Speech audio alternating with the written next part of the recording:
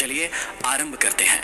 8वें अध्याय की शुरुआत में श्री चाणक्य कहते हैं कि निकृष्ट लोग सिर्फ धन की कामना करते हैं, मध्यम लोग धन और यश दोनों की चाहत रखते हैं और उत्तम लोग केवल यश की चाहत रखते हैं, क्योंकि मान सम्मान सभी प्रकार के धनों से श्रेष्ठ है। जिस जीवन में मनुष्य को मान सम्मान नहीं मिलता है, वह जीवन धन से भरपूर होने पर भी व्यर्थ है।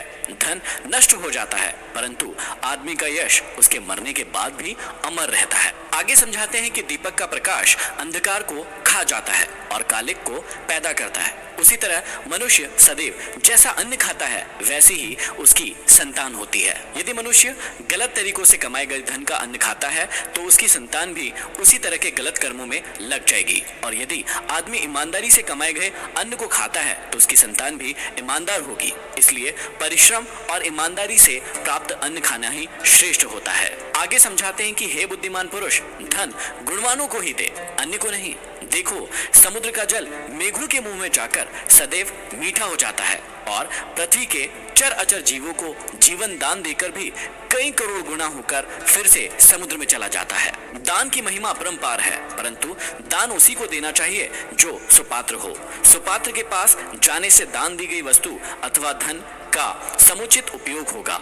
दुष्ट के पास जाकर दान की गई वस्तु का उपयोग स्वार्थ से प्रेरित होकर ही हो पाता है। मेघों के पास जाकर समुद्र का खारा पानी भी मीठा हो जाता है और करोड़ों जीवों की प्यास को बुझाता है और फिर से सागर में मिल जाता है। आगे समझाते हैं कि तेल लगाने पर, चिता का धुआं लगने पर, स्त्री संभोग करने पर, बाल कटवाने पर मनुष्य तब तक चांडाल अथवा अशुद्ध बना रहता है जब तक कि वह स्नान नहीं कर लेता। इसलिए हमेशा ध्यान रखें कि इन चीजों के बाद हमेशा सबसे पहले स्नान करें। अपच होने पर पानी दवा है, पचने पर बल देने वाला है। भोजन के समय थोड़ा थोड़ा जल अमृत के समान है और भोजन के अंत में जहर के समान फल देता है। इसलिए हमेशा ध्यान रखें कि भोजन के अंत में पानी ना पिए, या तो भोजन के दौरान थोड़ा थोड़ा पानी पिए या भोजन समाप्त होने के आधे से 1 घंटे के बाद पानी का सेवन करें। बुढ़ापे में स्त्री का मर जाना, बंधु के हाथों में धन का चला जाना और दूसरों के आश्रय पर भोजन का प्राप्त होना, ये तीनों ही स्थितियां पुरुषों के लिए दुखदायी है। यज्ञ ना करने वाले का वेद पढ़ना व्यर्थ है, बिना दान के यज्ञ करना व्यर्थ है, बिना भाव के सिद्धि कभी नहीं होती है। इसीलिए भाव अर्थात प्रेम ही सब में प्रधान है।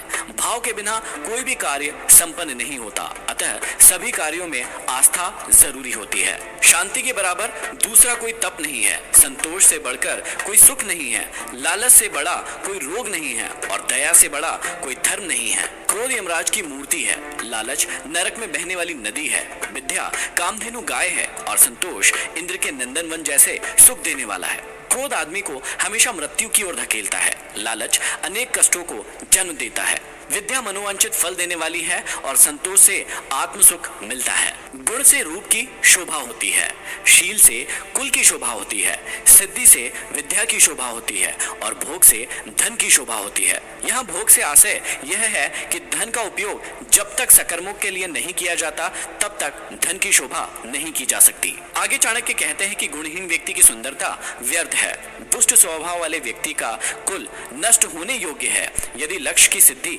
ना हो तो विद्या व्यर्थ है और जिस धन का सदुपयोग ना हो वह धन व्यर्थ है। आगे श्री चाणक्य कहते हैं कि भूमि के भीतर प्रविष्ट हुआ जल ही पवित्र होता है। वर्षा का अधिकांश जल तो बहकर नाले नदियों द्वारा समुद्र में चला जाता है। जो जल बचा हुआ है वह कुओं, नदियों और तालाबों में भूमि के स्रोत से आता रहता है। आगे कहते हैं कि लोभ से प्रेरित ब्राह्मण आदर का पात्र नहीं रहता है और महत्वाकांक्षा न रखने वाला राजा आलसी और अकर्मण्य होकर नष्ट हो जाता है। संकोच करने वाली वेश्या ग्राहकों को प्रसन्न न करने के कारण अपना धंधा चौपट कर लेती है और बेशर्म कुलीन स्त्री दूसरों का विषय वासना का शिकार होकर पतित हो जाती है। संसार में विद्वान व्यक्ति की प्रशंसा होती है, विद्वान व्यक्ति ही सभी जगह पूजे जाते हैं, विद्या से ही सब कुछ मिलता है, विद्या ही सब जगह पूजा जाता है।